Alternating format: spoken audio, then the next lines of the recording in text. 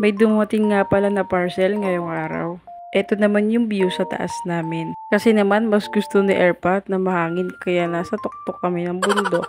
At ito naman yung laman ng nasa parcel ko. Nag-avail na ako nito kasi mas mura mag-withdraw kaysa magpa-cash out sa tindahan. 250 nga itong card kaso nakuha ko na lang 200 dahil sa 50 off ni Gcash. Ito nga pala ay tsura ng ATM nila.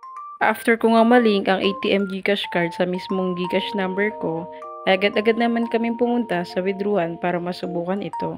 Once nga pala na ma-activate ang iyong card ay may 30 days itong free card protect insurance coverage.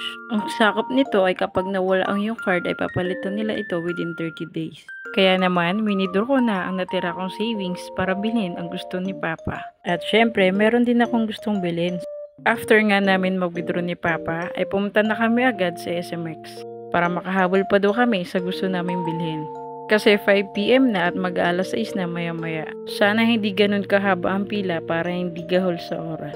Kaso pagdating namin sa parkingan ay marami yung pumunta ngayong last day ng Moto Makina Show. Kaya kailangan din talaga namin magtiyaga na pumila. Buti na lang libre si Papa sa entrance.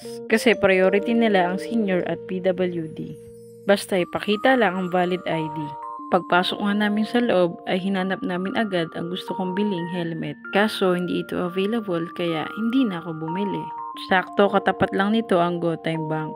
Kaya sinabi ko kay Papa na magpo-open account na siya rito. Buti na lang din ay napapayag ko si Papa. Sakto dahil mahilig siya sa kape, meron siyang libreng pick-up coffee. Dalungkot nga lang siya kasi naubusan na raw siya. Di ba rin na nga lang raw at least meron na siyang GoTime Bank account. You know, ang pogi ni Papa oh. After nga ni Papa magpa-open account, ay ang sabi ko sa kanya ay magpa-picture kami kay Lodi Cake.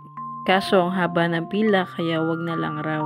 Kaya ang ginawa ko ay nag-video na lang ako dito sa gilid para matanaw ko siya. After ko matanaw si Lodi Cake ay pumunta na kami sa Corsa para bumili ng gulong ni Papa. Dahil last day na nga daw ngayon ay nagkakaubusan sila ngayon ng mga sizes na gulong. Kaya ang sabi ay magpa-reserve na kami. At i-avail na ang pa-promo nila dahil 20% off lang sila kahapon. Plus 10% off naman ngayon, bali 30% off na siya.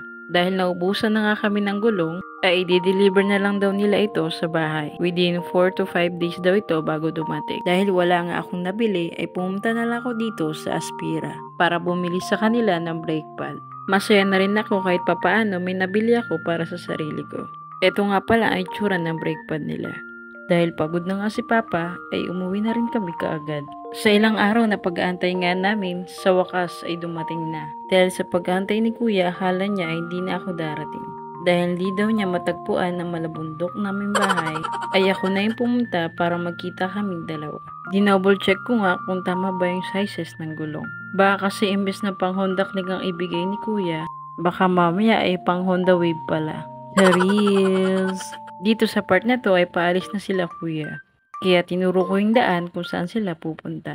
Para hindi na sila maligaw sa next delivery nila. Yun lang, salamat sa panonood!